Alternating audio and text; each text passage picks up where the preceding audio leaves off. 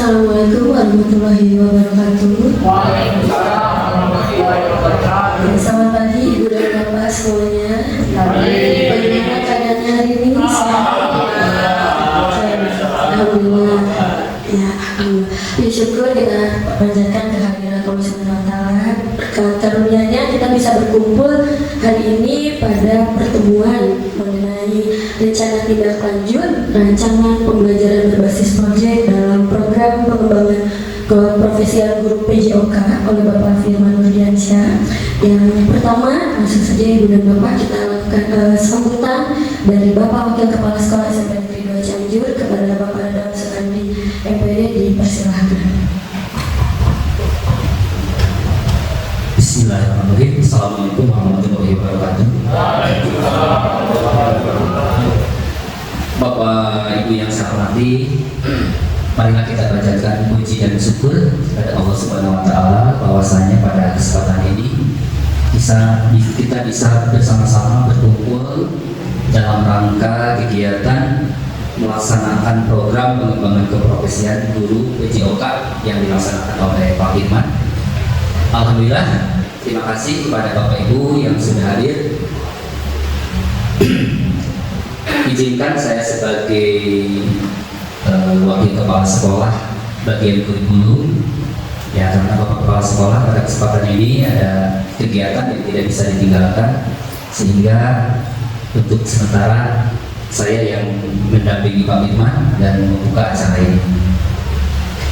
Bapak Ibu yang saya hormati, kegiatan ini merupakan kegiatan yang sangat baik, ya, bagi semua guru, bukan hanya bagi Pak Firman sebagai guru PJOK yang mengikuti kegiatan program pengembangan keprofesian guru PJOK.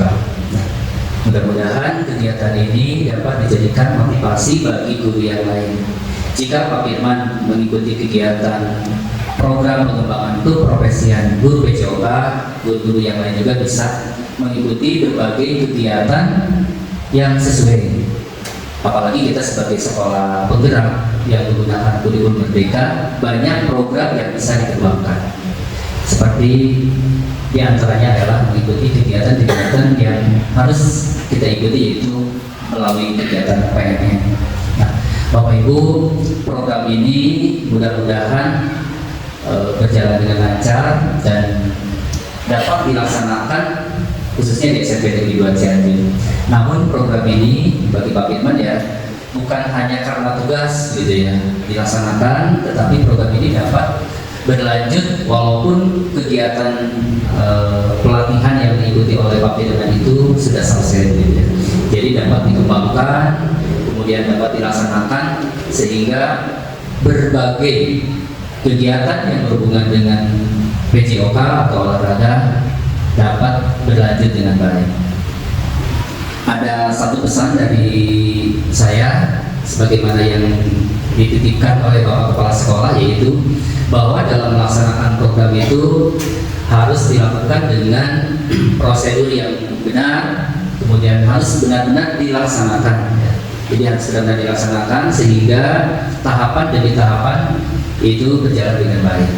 Nah, satu lagi, bahwa dalam melaksanakan program ini tidak hanya dilakukan oleh Pak Firman saja, tetapi Bapak Ibu juga dapat menjadikan diri kita menjadikan motivasi, ya, mengikuti kegiatan yang dilaksanakan oleh Pak Firman. Itu saja barangkali informasi yang bisa saya sampaikan. Mudah-mudahan kegiatan program ini sebulan depan bisa berjalan dengan lancar dan tentunya selalu mendapat ridho Allah Subhanahu wa taala. Terima kasih. Mohon maaf atas kekurangan. Assalamualaikum warahmatullahi wabarakatuh. Waalaikumsalam warahmatullahi wabarakatuh. Terima kasih kepada Bapak Dadang Sekandi MPD sebagai Wakil Kepala Sekolah Bidang Kurikulum. Untuk selanjutnya mari kita mendengarkan pemaparan oleh Bapak Firman Nurdiansyah. Untuknya dipersilakan. Baik, bismillahirrahmanirrahim. Assalamualaikum warahmatullahi wabarakatuh. Waalaikumsalam warahmatullahi wabarakatuh. Alhamdulillahirrahmanirrahim. Puji syukur kita panjatkan kepada Allah Subhanahu wa taala pada hari ini kita bisa berkumpul di ruangan ini dalam keadaan sehat, dalam hari cerah, Kemudian salawat serta salam semoga terlimpah curahkan pada niat kita dan bisa Muhammad SAW. Yang saya hormati Bapak Wakil Kepala Sekolah dan yang saya hormati Bapak Ibu Dewan Guru semuanya. Yang pertama saya ucapkan terima kasih atas kehadirannya bisa berada di sini. Tadi sudah disampaikan oleh Bu acara, kita akan membahas mengenai rencana tindak lanjut, khususnya ini program yang sedang saya ikuti, yaitu dalam kegiatan PPKG PJOK, itu program pengembangan keprofesian guru PJOK. Alhamdulillah kegiatannya dilaksanakan daring dan dilalui. Kemudian kemarin di PPGP Jabar di Tarung 1 minggu, dan mudah-mudahan ini hasil yang saya bawa ke sini bisa diimplementasikan di sekolah. Nah, izin Bapak Ibu semuanya, saya menyampaikan rancangan pembelajaran berbasis proyek di Mapel PJOK. Jadi ini merupakan kegiatan kokurikuler, ya. Jadi penguatan dari ekstrakurikuler yang biasa kita laksanakan, kegiatan mengajar. Nah, ini adalah penguatannya dengan kegiatan kokurikuler. Nah, untuk model pembelajarannya, nah ini juga bagian dari pembelajaran. Saya akan menggunakan sport education model. Nah, apa itu sport education model? Ya, itu salah satu jenis model pembelajaran yang dimana semua peserta didik itu terlibat aktif, mulai dari misalkan di dalam satu turnamen gitu ya, dia sebagai pelakunya, sebagai peserta, sebagai panitia, sebagai wasit, sebagai pelatih, sebagai penonton, bahkan lebih luas nanti sebagai jurnalis dan lain sebagainya. Nah, judul dari program saya yaitu akan menggunakan turnamen futsal antar kelas di SMP Negeri 2 Cianjur. Nah, di bayar sudah ada waktunya, dan mudah-mudahan nanti ini bisa disetujui dilaksanakan di sekolah, karena kita juga sudah biasa melaksanakan ini untuk kegiatan OSIS ya, ada kelas meeting, jadi nanti kita bisa kolaborasikan nah, dalam bentuk SEM, Sport Education Model. Dan ini adalah hasil diskusi kami di komunitas praktisi juga, karena di modul 3 saya harus bisa menggerakkan komunitas belajar, dan alhamdulillah di SMP 2 sudah ada komunitas praktisi Mapel PJOK ya, ada 3 guru PJOK, Pak Agung, saya dan Pak Albi, dan ini salah satu program dari komunitas praktisi kami.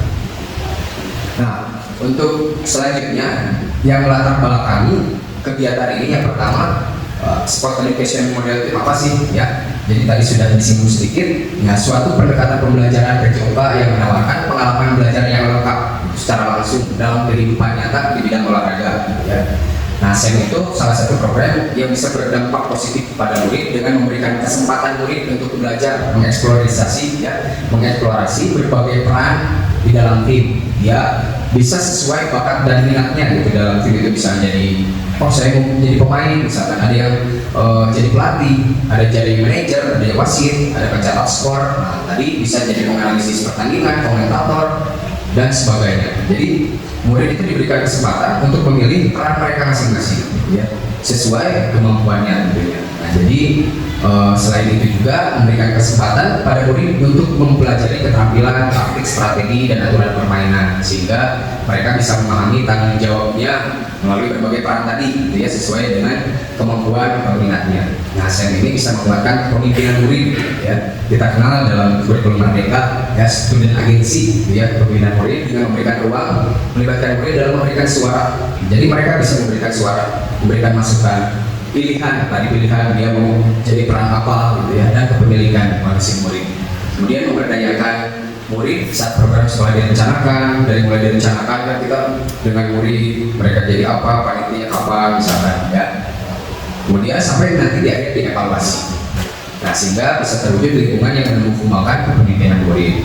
Nah, SEM yang akan kita laksanakan di SMP 2 itu turnamen futsal antar kelas. Nah, biasanya dikemas dalam teknik kelas meeting. Nanti kita mudah-mudahan bisa kolaborasikan dengan SEM ini gitu ya. Nah, dari hasil identifikasi aset yang ada di sekolah kita kan alhamdulillah memadai ya untuk melakukan kegiatan futsal. Ada lapangannya, kita punya peralatannya, bahkan minat murid pun sangat banyak sekali yang meminati futsal ini gitu. Dalam eskul pun mereka banyak sekali ya. Dalam turnamen ini mereka bisa berkompetisi ya, bisa menghadapi tantangan, bisa belajar dari keberhasilan maupun kegagalan. Nah, tadi dipilih karena banyaknya minat dari murid dan juga diadakan survei di masing-masing kelas ya, mereka mengadakan turnamen futsal ini ya, jadi favorit ya, karena banyak juga anggotanya. Nah, tujuannya kegiatan ini tentunya seperti dalam komunitas praktisi yang sudah kami susun di sini, sesuai visi, yaitu supaya terwujudnya siswa yang berakhlakul karimah, bugar, sehat, gembira, dan berprestasi. Pertama itu, kemudian pemahaman siswa tentang olahraga dan membantu mereka mengembangkan keterampilan dan pengetahuan serta nilai-nilai sosialnya melalui pengalaman bermain. Nah, sesuai tadi pengalaman mereka masing-masing, jadi mereka bisa mengembangkan. Nah, menekankan pembelajarannya melalui pengalaman yang nyata dan situasional. Karena di sini nanti mereka akan secara langsung gitu ya, akan ada hal-hal yang tidak terduga. Misalkan nanti akan muncul apa yang tidak direncanakan. Nah, jadi mereka bisa belajar untuk menghadapi tantangan itu. Pengalaman nyata, situasional seperti ini, solusinya bagaimana, mereka akan belajar. Kemudian tujuan selanjutnya meningkatkan kesehatan dan kebugaran siswa. Nah, meningkatkan motivasi dan keterlibatan siswa dalam pembelajaran. Nah, karena kalau mereka sudah sehat, sudah bugar, dalam pembelajaran yang lain pun mereka akan lebih termotivasi ya. Akan lebih termotivasi. Orang yang bugar itu mereka tidak akan mudah lelah, tidak akan cepat, misalkan ada yang dikasih ngantukan, nah itu berarti tingkat kebugarannya masih kurang ya. Nah, jadi ini bisa meningkatkan juga motivasi mereka. Kemudian penerapan konsep belajar aktif di mana siswa bisa terlibat langsung dalam pembelajaran gitu ya. Tadi karena mereka langsung terjun di lapangan sesuai perannya. Nah, kemudian capaian yang diharapkan dan juga langkah-langkahnya yang kami lakukan. Nah, capaian dan tujuannya yang pertama, supaya yang diharapkan itu mereka pemahaman tentang aturan permainan futsalnya ya, bisa dipahami gitu tujuannya, bisa memahami. Kemudian langkahnya dengan nanti akan ada technical meeting, dibahas aturan pertandingannya seperti apa gitu. Yang berperan di sini nanti tentunya siswa sebagai panitia, kalau guru di sini hanya sebagai fasilitator. Jadi saya sebagai guru PJOK, guru dan yang lain sebagai fasilitator. Jadi yang berperan semuanya siswa. Nah, lini masanya karena nanti akan tadi di sini di depan dibayar akan diadakan di akhir semester setelah ulangan di tanggal 11 sampai 14 ya rencananya. Jadi dari kali ini dari tanggal 2 ya. Kemudian yang keduanya pengembangan keterampilan individu. Nah, jadi ada latihan dalam pengelolaan musim dulu. Mereka kan tiap kelas nanti pasti akan memprogramkan latihan dulu, tidak ujung-ujung mereka langsung bertanding kan. Pasti tiap kelas mereka akan merencanakan latihan dulu. Nah, yang berperannya tentunya siswa di sini. Kemudian itu bisa dilakukan di tanggal 9 Desember sesudah ulangan asas. Kemudian yang ketiga bisa pemahaman tentang taktik futsal ya, memahami taktik futsal, ada strateginya. Jadi nanti bagaimana mereka akan menerapkan strategi masing-masing dari tiap kelas gitu. Kemudian yang keempatnya ada sportivitas dan kerjasama tim. Harapan dari kegiatan ini capaian program tentang sportivitas, bisa terjadi atau terbentuk sportivitas dan kerjasama tim. Kerjasama tim yang baik tentunya akan menjunjung tinggi sportivitas. Kemudian yang kelima kepemimpinan dan tanggung jawab. Nah, yang menjadi panitia, yang misalkan jadi pemain, mereka akan melaksanakan perannya masing-masing dengan penuh tanggung jawab. Yang menjadi panitia sesuai perannya, yang pemain sesuai perannya, ada yang menjadi misalkan penonton, ya mereka juga tanggung jawab untuk menjaga kondusivitas dalam nanti proses ini. Nanti di masa untuk pelaksananya tadi dari tanggal 11 sampai 14 ya. Nah, kemudian struktur program dan mitra dalam komunitas belajar ini yang tadi disampaikan ini termasuk dalam kegiatan kurikuler di luar jam pembelajaran gitu ya, karena nanti setelah beres kita kegiatan ulangan kan ada waktu jeda kosong bisa dimanfaatkan. Nah, murid yang terlibat dari kelas 7, 8, dan 9 bisa laki-laki dan perempuan. Jadi nanti kita lihat dari pendaftaran, misalkan ada kelas ini yang mau mengirimkan perempuan, perbolehkan gitu. Karena ini kita tidak membatasi gender ya, ada kesetaraan dalam gender. Kemudian waktu kegiatannya di akhir semester 1 tanggal 11 sampai 14. Nah, penanggung jawab nanti tentunya di sini ada kepala sekolah dan KBS atau komunitas belajar sekolah yang menjadi lokomotif atau fasilitator di sini adalah berarti komunitas praktisi PJOK. Nah, terdiri dari guru mapel PJOK. Nah, mitra dengan KBS dari nanti saya akan memulai dari mapel TIK, dari mapel TIK yang akan berperan dalam pengarahan IT terkait publikasi nanti kepada anak-anak akan mengarahkan pada media. Nanti bisa dengan live streaming itu di media sosial yang ada di sekolah. Ya. Kemudian dengan wali kelas juga sudah kerjasama karena nanti akan sebagai koordinator dari masing-masing kelas. Nah, kepanitiaan, peserta dan pihak lainnya semuanya berasal dari murid. Kemudian kita juga bisa bermitra dan dapatkan sponsor dari luar, misalkan dari orang tua murid atau jika proposal ke perusahaan-perusahaan. Dan nanti mungkin akan lebih banyak juga dilibatkan anak-anak OSIS. Gitu. Selain itu dari tiap-tiap kelas akan ada perwakilannya untuk menjadi panitia. Ya. Nah, tentang kapasitas yang dimiliki sekolah, nah sekolah kita tentunya memiliki kepala sekolah, guru, dan tenaga pendidikan yang profesional sesuai dengan kualifikasi akademiknya. Ada sejumlah 70 orang. Murid yang ada di SMP 2 ini sejumlah 1.282 orang, gitu ya. Yang masing-masing kelas nanti akan mengirimkan perwakilan. Kemudian sekolah kita memiliki lapangan olahraga yang cukup luas. Kalau untuk tingkat turnamen sekolah bisa dibagi jadi 2 lapang. Nah, sekolah juga memiliki jaringan internet yang baik dan ruang webcam serta multimedia pendukung. Nanti bisa mengadakan live streaming, ya, sarana dan alat yang tersedia juga lengkap. Nah, untuk pelaksanaan turnamen futsal, ada bola, rompi, sarung tangan, tiang, gawang, jaring, gitu ya, sekaligus dan peralatan pendukung lainnya. Nah, rencana untuk evaluasi di dalam SEM itu ada 7 tahapan untuk implementasi SEM ini, ya. Nah, masing-masing tahapan yang harus dievaluasi tentunya semua tahapannya, tetapi ada satu tahapan keseluruhan yang akan mengevaluasi kegiatan ini, yaitu evaluasi dan refleksi penerapan SEM dalam PJOK. Nah, beberapa halnya diantaranya satu, tujuan pembelajaran. Nah, SEM ini sudah sesuai belum dengan tujuan pembelajaran dalam PJOK? Misalkan di sini futsal, siswa tadi mampu memahami aturan permainan, mampu melaksanakan, mempraktikkan. Nah, itu sudah sesuai belum nanti dilihat. Kemudian umpan balik dari murid, nah, tentang pengalaman dalam pembelajaran SEM ini dalam pertandingan turnamen futsal ini, bisa mengumpulkan pendapat mereka melalui refleksi, nanti bisa disebar linknya, gitu ya. Kemudian ada refleksi dari guru juga. Nah, refleksi dari guru ini dari mulai perencanaan, semua pelaksanaan dan pengelolaan SEM-nya. Nanti dievaluasi bagaimana, misalkan di tiap tahapan itu ada evaluasi kinerja tim, nah, meninjau kolaborasi dan kinerja tim dalam SEM. Jadi nanti panitianya berjalan atau tidak, efektif atau tidak, dia berperan aktif atau tidak, misalkan dalam satu panitianya, ya. Dan juga peserta juga sama dievaluasi, muridnya semuanya berperan aktif tidak, ya. Nah, yang kelima, evaluasi penerapan konsep fair play. Nah, dalam olahraga, fair play, sportivitas, ya. Jadi ditinjau penerapan fair play ini terintegrasi dengan baik atau tidak selama pelaksanaan. Nah, jangan sampai nanti kegiatan ini malah menghasilkan keributan, ya. Nah, jadi harus diantisipasi nanti bagaimana caranya, ya. Ada bagiannya juga. Nah, jadi harus mereka saling menghormati aturan, menghargai lawan, menunjukkan etika olahraga yang baik. Jadi SEM ini harus menjadikan sikap sportivitas atau fair play. Nah, yang keenam, evaluasi manajemen kelas dan pengelolaan waktu. Apakah efektif tidak waktu yang dilakukan, nah, dengan keaktifan murid yang terlibat sesuai tadi perannya masing-masing, ya. Nah, ini kemungkinan tantangan yang akan ada.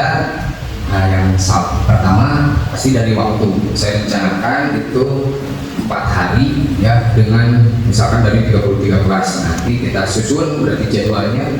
Nah, solusinya tentang kemungkinan tantangan itu kita susun jadwalnya harus efisien, gitu, ya. Kalau kemarin dalam kelas meeting bisa, ya, dilaksanakan, berarti dengan modifikasi waktunya lebih sedikit, 10-15 menit satu babaknya. Nah, kalau yang kedua, tantangan yang akan kita hadapi di sini mungkin berasal dari cuaca. Kalau sekarang kan sudah musim hujan. Kalau di kita lapangannya outdoor, kalau hujan ya otomatis akan diberhentikan pertandingannya karena itu bisa mengakibatkan bahaya muridnya. Solusinya mungkin kita bisa pindah lokasi ke lapangan indoor, ya. Nah, yang ketiga, motivasi peserta, peningkatan motivasi peserta menjadi tantangan. Kadang ada yang muridnya emang nggak mau lah, dia aktif aja gitu sebagai penonton atau sebagai apa, nggak mau aja. Nah, bagaimana caranya nanti kita menggunakan pendekatan positif, memberikan motivasi melalui pengakuan dan pujian. Ayo, misalkan kamu juga bisa berperan, tidak hanya harus jadi pemain, bisa jadi penonton, bisa jadi misalkan komentator, gitu ya. Kemudian yang keempatnya manajemen tim. Nah, kesulitan dalam manajemen tim ini nanti di tiap kelas pasti akan berbeda kemampuannya. Nah, mereka akan belajar memanage timnya, gitu ya. Nah, kita lakukan komunikasi terbuka jika ada konflik harus segera ditangani. Yang kelima, evaluasi dan umpan balik. Memberikan evaluasi yang efektif dan memberikan umpan balik yang konstruktif pada setiap peserta. Ini akan susah kalau misalkan semua yang terlibat dari 789. Nah, ada yang lainnya kita bisa memberikan umpan balik secara individual, ya.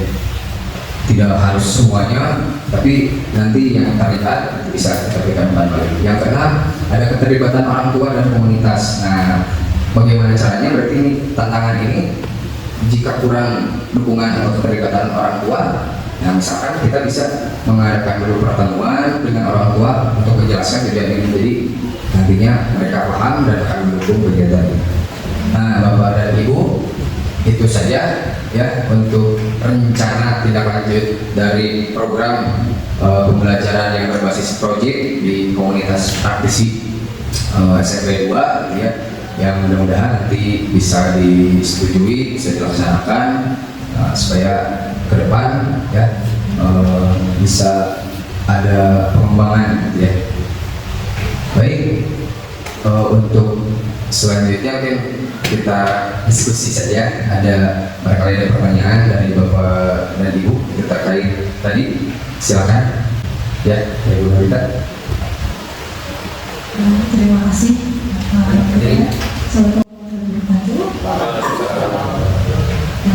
Yang ingin saya tanyakan mengenai SEM ini sendiri, untuk dari Bapak jelaskan itu apa mengenai eventnya ya? Nah, kalau misalnya SEM ini kita terapkan di kelas, apalagi untuk makom-makom lainnya, saya ingin contoh sedikit aja mengenai SEM ini kalau diterapkan di kelas itu seperti apa? Terima kasih. Ya. Terima kasih, pertanyaan yang bagus sekali ya. Dan itu tidak hanya dalam JOK, bisa juga dalam hal lain gitu ya diterapkan. Nah, mungkin tidak hanya sekedar turnamen atau bentuknya misalkan festival gitu ya, ada festival seni seperti itu kan bisa dilakukan. Nah, model-modelnya semua dari siswa. Nah, yang menjadi juri pun itu dari siswa. Jadi semuanya guru itu hanya sebagai fasilitator saja, hanya sebagai fasilitator memberikan pengarahan. Jadi mereka yang akan berperan, karena itu jadi model-modelnya. Ini loh nanti kalian yang akan dilakukan di masyarakat ini nanti akan seperti ini. Pasti nanti ada misalkan di lingkungannya yang dalam hal kecil lah 17 Agustusan gitu ya. Nah, 17 Agustusan mereka bisa terlibat dalam itu. Tidak hanya olahraga, kan bisa dari seni juga dalam hal lain. Apalagi di kelas nanti gitu ya, dalam hal kecil di kelas, satu kelas saja misalkan kita bisa memanfaatkan ini. Jadi mereka bisa mencoba langsung, oh kalau saya jadi misalkan perannya sebagai ini, bagaimana rasanya, nanti mereka akan merasakan langsung gitu. Nah, jadi uniknya di sini kan tadi berdasarkan situasi nyata dan situasional. Jadi ada hal yang di luar rencana, mereka bisa berpikir kritis bagaimana untuk menyelesaikan solusi itu. Nah, tinggal kita dari guru untuk mengarahkannya gitu. Ya, cukup aku ya, mudah-mudahan tidak puas. Ya, silakan Pak Andri. Oke, terima kasih. Mungkin saya Pak untuk yang ditanyakan oleh Bu Nurita, kan tadi pengen tahu contoh yang di kelas mungkin ya, yang saya tangkap. Kalau menurut saya, pemahaman saya, kalau di kelas itu kan sebenarnya banyak. Jadi contohnya misalkan anak dilibatkan untuk menjelaskan materi yang kita ambil, misalkan seperti itu. Misalkan kalau di informatika ya anak diberikan tugas per kelompok, kemudian nanti dibuatkan slide-nya dan nanti akan ditampilkan lewat PowerPoint misalkan seperti itu. Nah, anak-anak kan di sana tidak hanya kita yang menjelaskan, dia langsung menjelaskan kepada teman-teman yang lain, kemudian nanti teman yang lain bisa saja sebagai penilai. Nah, itu kan, jadi di sana tuh anak tidak hanya sebagai pendengar atau yang di belakang saya tadi anak di depan tampil, kemudian ada yang menilai, jadi nanti bisa sampai seperti sen seperti itu apa ya mungkin ya contohnya. Oke, terima kasih Pak. Assalamualaikum. Ya, terima kasih Pak Andri untuk tambahannya. Ya, itu bisa dibicarakan di kelas gitu ya. Nah, nanti bagaimana caranya dikemas dalam bentuk share itu ya. Oke, itu saja Bapak Ibu, mungkin karena waktu juga ya, Bapak Ibu kan telah menyempatkan waktu. Terima kasih. Saya ucapkan sekali lagi Bapak Ibu sudah menyempatkan waktu di sela istirahatnya karena harus mengajar lagi. Demikian yang bisa saya sampaikan. Kita insya Allah nanti bisa lanjutkan diskusinya di kesempatan ini. Mohon maaf apabila ada kekurangan dan kesalahan dalam kata yang disampaikan. Terima kasih sekali lagi Bapak Wakil Kepala Sekolah. Assalamualaikum warahmatullahi wabarakatuh. Baik, terima kasih kepada Bapak Firman Nurdiansyah. Boleh tepuk tangan dulu untuk Bapak atas pemaparan yang luar biasanya terkait rencana tindak lanjut mengenai rencana pembelajaran berbasis proyek. Untuk hari ini kita tutup dengan alhamdulillah bisa sampai dengan Bapak. Untuk kegiatan hari ini saya cukupkan sekian. Saya tutup.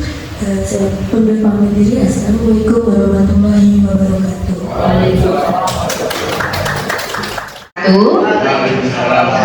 Dari pemaparan Pak Firman tadi tentang rencana kegiatannya yang berbentuk SEM itu ya dalam kegiatan pulsa sangat luar biasa sekali. Saya melihat di sana ada Merdeka Belajar yang tertanam pada siswa yang menggali student agensi siswa. Selain itu juga ada pembelajaran yang sesuai minat dan bakat siswa, pembelajaran yang sesuai dengan perkembangan zaman. Itu yang diharapkan sehingga siswa belajar dengan menyenangkan.